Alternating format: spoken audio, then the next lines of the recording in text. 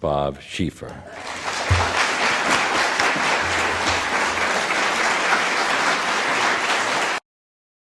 Your opinions influence the questions that occur to you to ask. For example, you say you believe that President Bush had no choice but to disarm Saddam Hussein and that going to Iraq would bring America together. Were you asking the sorts of questions then that someone who questioned whether Saddam was as big a threat as he was being made out to be? That's a very good question, and I think the answer is would they have occurred no. to you? We probably should have been tougher on that. When I said that, what I meant by that is when the government told us that Saddam Hussein had a weapon of mass destruction, this was someone who had killed his own 2 sons-in-law. This was someone who had used poison gas on his own people. It seemed to make sense to me that if this person, if he did have a weapon of mass destruction, that he would use it. If not on the United States, certainly on somebody in the neighborhood. And the prime candidate, of course, would have been Israel. But it turned out all that was wrong.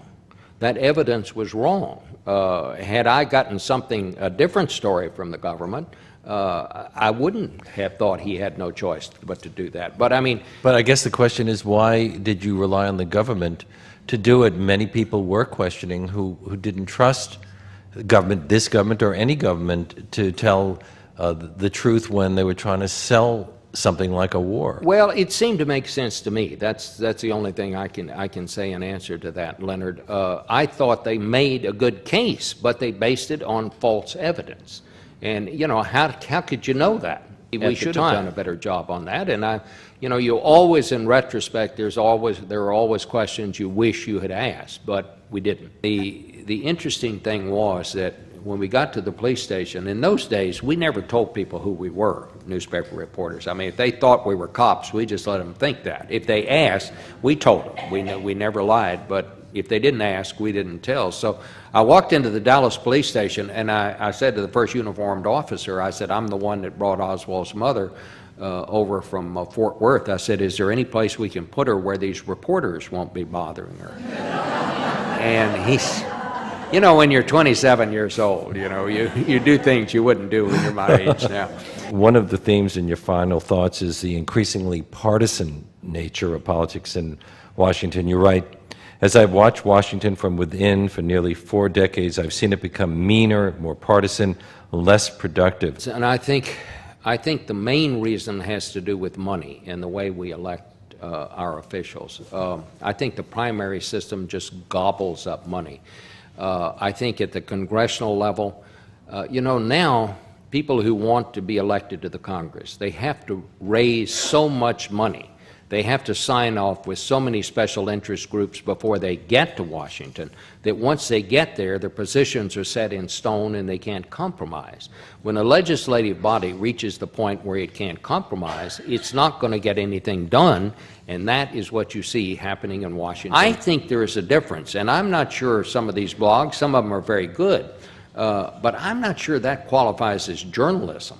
As we know it. A guy standing on the corner holding a sign that says the end is near, he's exercising his First Amendment rights, but that doesn't mean he's based that on sound journalistic principles.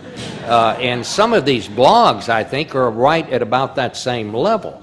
We're all trying to deal with it. We're all trying to figure out how to handle it. But that's not journalism. And I think television is the dominant media. Well, I say that now because now we live in this world of the blogs.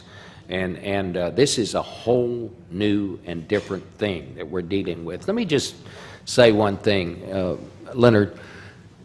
The Internet is the first conveyor of news on a national scale that has no editor.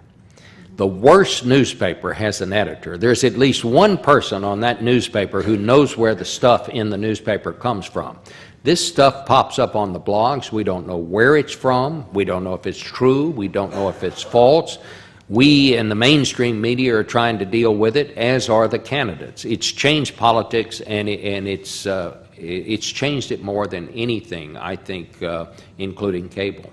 Yes, so Laurence Tisch, simply a very rich man who owned Lowe's and a lot of other very successful companies, he cut back on the news staff? for some reason? There were a lot of cuts, yeah. And all of the networks, we were kind of the first to undergo cuts, and then the others had the same kind of cuts to deal with, but we were the first. And still suffering for it to some degree, don't you think? Well, I tell you what really hurt us is when we lost, and this has nothing to do with news, but when we lost the National Football League games on Sundays.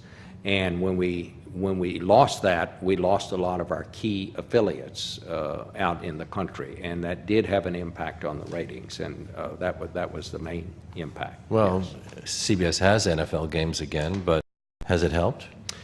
Yeah, we're doing better, but you know, all the broadcast companies are under intense economic pressure right now, and we're not in as bad a shape as newspapers, but we have our own problems. I mean, we're in the midst of this technological revolution, Leonard, that nobody knows where this thing is going. I mean, one of my sons-in-law who lives in Connecticut, he gets on the train at 5 o'clock on every weekday, and he has the New York Times under his arm. He reads the New York Times. Is he going to still be doing that 5 years from now? Is it all going to be downloaded on an iPod? Nobody really knows the answers to those questions. What we do know is that in a democracy we'll always have a need for accurate information, but nobody knows how this, at this point, is really going to shake down. But you will be signing this book outside, won't you? I will. And I thank you so much for Thank you. being here, and I thank you all for coming, and he will be signing books.